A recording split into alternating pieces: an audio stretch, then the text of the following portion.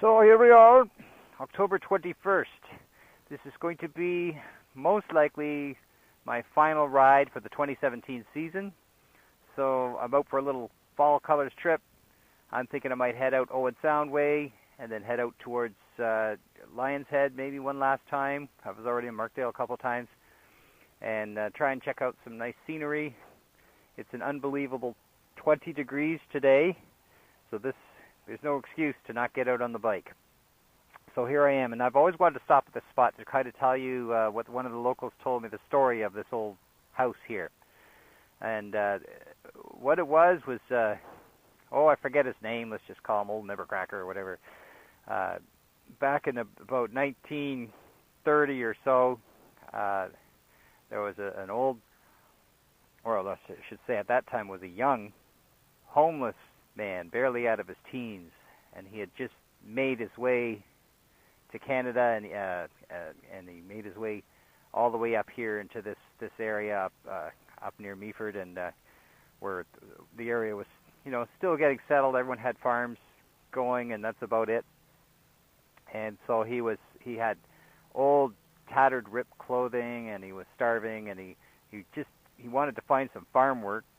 So he wandered onto this old farm here, and this was, of course, a new house back then, and asked for some work, and he said, well, okay, no problem. What we're going to do is we just want to kind of get to know you a little bit first. So we're having a little bit of a get-together, because in those days they did, and, I'm going to have to move now. I'll continue this in a second. So anyway, they said they were having a little get-together, and in the living room down there. Remember, this is about 1930 or 30-something. And so he went there and started, kind of joined the festivities or whatever. They were serving tea and stuff like that. And there was an old fiddle on the wall. And he said, well, I've been known to play a tune or two. So they said, okay, well, get the fiddle down, but there's no place for you to sit, so you're going to have to sit on that old pickle barrel there. And so he sat down and started playing a tune, and one of the ladies in the area walked over and said, did you know your balls are in the pickle juice? And he said, well, I don't, but if you hum a few bars, I might be able to pick it up. Well, from that moment on, Old Nevercracker was in the crowd. Everybody loved Old Nevercracker. So he worked hard on the farm, and he did so well, he ended up buying the farm one day and took over the farm. Lived in this old house for decades and decades and decades until he became very, very, very old man. And at that point, I don't know if it was back in the 90s or 80s, he went to visit his family in town. He had some family by then, and they just didn't let him go back. He was just too old to go back. And the house just sat there and went into a state of disrepair. I don't even know if the furniture's still in there or not. But that's the story of this old house. I just thought I'd share that with you, and now we'll move on and go see some fall colors.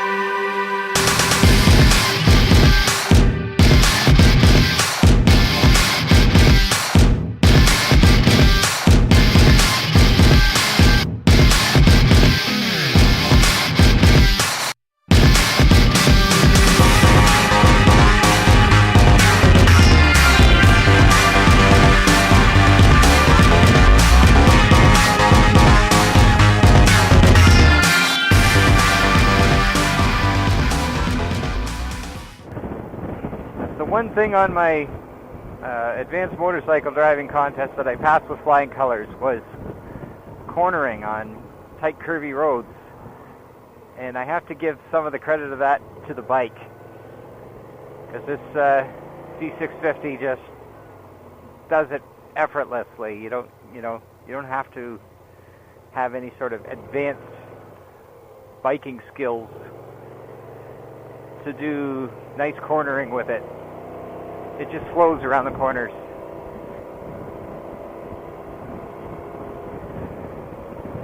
The thing I didn't do so well on is driving through a residential neighborhood like this, and they want me to swing my head left and right for every single driveway, which I think is absolutely ridiculous, to the point where I don't even think it's safe to do that.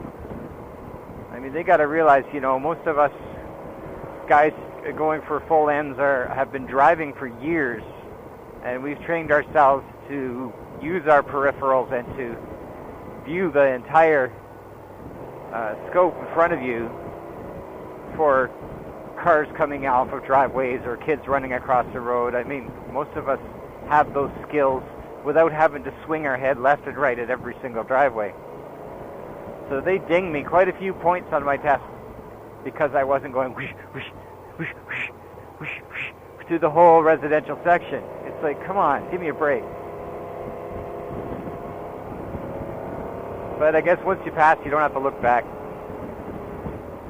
I really found that the advanced course to get your full M was ridiculously unproductive. I came out of it feeling like I had learned absolutely nothing as far as driving skills, because the things they were showing you were just ridiculous things like that. It was just stupid. I went around a pothole. A pothole was there, and I did this, and I went around it. They demerited me for that because they said I was wobbling the bike. I mean, seriously, it's better for me to drive over the pothole? Just stuff like that. It was. They really need to have another look at how they train people for that.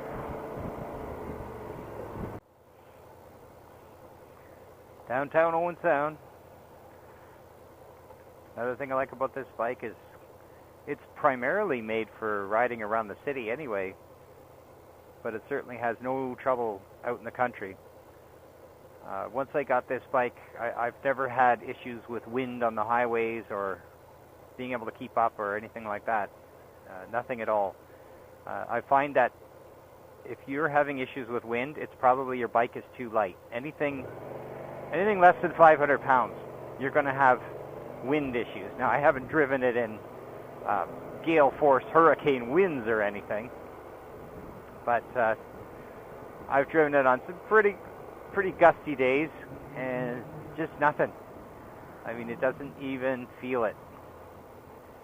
So it's definitely the weight of the bike has a lot to do with it.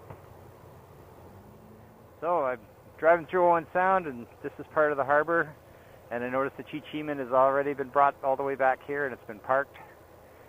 This is where we got on it in the early spring.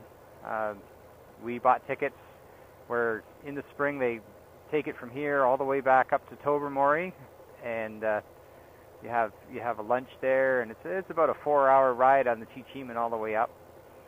And I thought it was a good idea at the time, but I will never do it again because they completely overcrowd the boat to the point where it was 4 hours till I could even get myself a cup of coffee on that boat. It was that bad. And they were even calling people in shifts and everything, and it was horribly overcrowded. And everybody's like 90 years and older. I was the only person under 90 years of age on the boat, and it's just like, oh, forget it. So its normal runs on the Chi-Chi-Man going back from Tobermory to South Bay Mouth are awesome, and it's usually no problem, no issues like that. But I don't recommend taking the annual run to Tobermory on it. So anyway, there's a Chi-Chi-Man for you.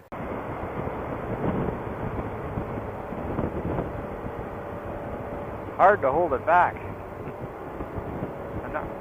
Hardly even touches the throttle. It wants to do like 100. This bike does not like to go slow. It likes to zip.